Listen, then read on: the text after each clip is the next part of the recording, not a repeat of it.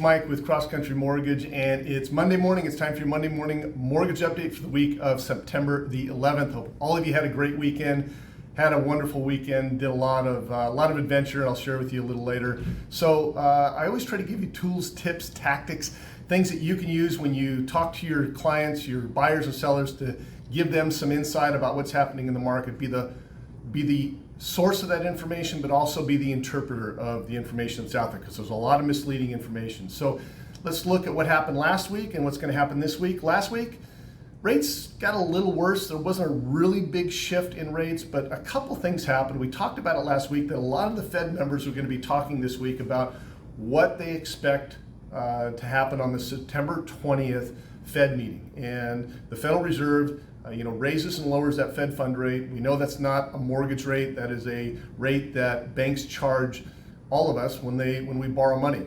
And they've raised it 11 times since the end of the pandemic, so since March of 2022. They raised it last meeting, and there was some strong indications they were probably going to raise it 0.25% in 9 days at their next meeting.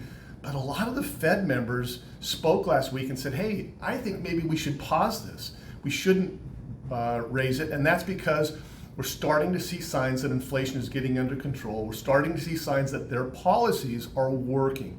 And inflation is the death of mortgage rates. We know this. So if we can get this inflation under control, it's going to have a positive impact in mortgage rates in the long term.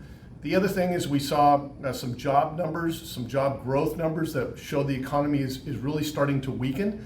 And then we saw home prices go up from June to July, 1.5% nationally.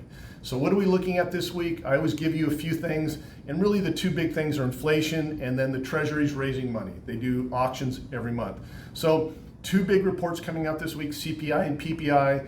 Those are key indicators of where inflation numbers are moving. Now we're probably going to see these numbers being higher than we want, and that's not because inflation isn't getting under control. It has to do with year-over-year readings, and so this probably is not going to be great for rates, but it doesn't mean long-term that inflation's not getting under control.